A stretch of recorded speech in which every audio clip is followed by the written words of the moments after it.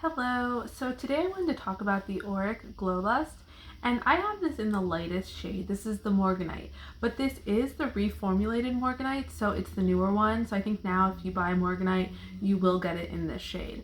And I wanted to do just a really quick kind of review of this product. I've been using it for a little while. I've tried it under foundations, over foundations, and I'm kind of a huge fan of it.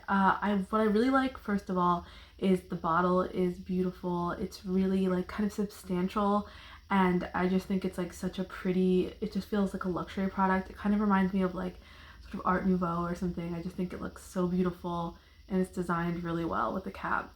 Very luxurious. And with the color of this, so when I first saw the first version of Morganite, I thought it looked definitely too orange.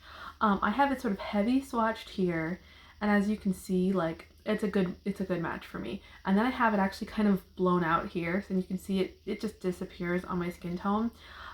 It's so neutral, it's shiny, and I think the level of how shiny it is on your skin will really depend on your skin type, right? So I have a dry skin type, and we're in like absolutely so cold, like as cold as it's gonna get. It's been so bad here. And so I'm like the driest I'll be the whole year. And so I think that for me, it just ends up giving a little bit of a glow. But obviously in the summer, if I'm sweating a lot, like it might give a lot more of a glow. So I do think like your skin type will lead to like how much of a glow you get from this product. I do have this like on top of my cheeks, and then I have it underneath my foundation today. I'm wearing the Sneaky Balm from Salt New York on top of this, and just to give it a little bit of a glow. I find that the Sneaky Balm from Salt New York is not that dewy on me, so this just kind of pumps it up a little bit, and I use it like a primer. I did put moisturizer on before this, just because that's what I usually do with makeup, but I think like you wouldn't necessarily need it, and especially if you're oily or something, you might not want to have moisturizer and this, but I find that I still like don't look that dewy.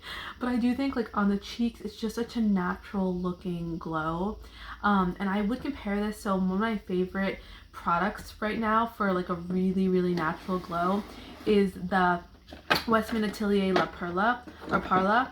Let me show you that. I think it's not La. I don't know where that came from. I should have grabbed this out before, but this is Parla from Westman Atelier. And this is also very neutral. I guess I could do a swatch next to it. This is very neutral. I'll have to go pretty heavy to get, because I used a ton of the Auric just to get like a really heavy swatch for you. But the Westman Atelier, as you can see there, it's neutral. I mean, you might not even really be able to see it. It also is neutral and just gives you like that gloss.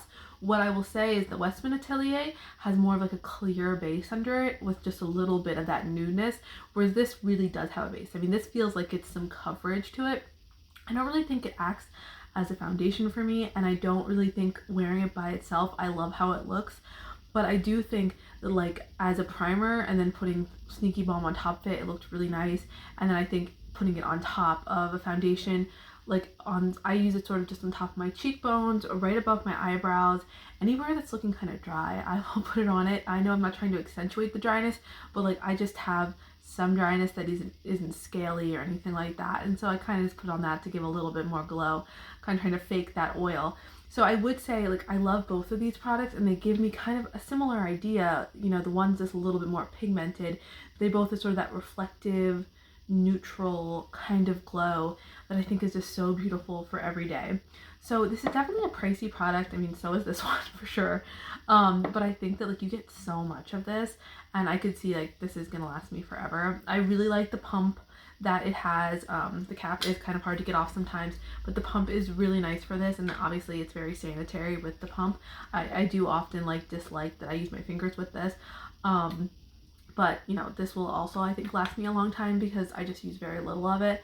But I really like this shade. I'm so happy they reformulated so there was one light enough, or just what didn't pull so orange, because obviously I couldn't do like an orange that was really obviously different from my skin tone, like on the top of my highlight.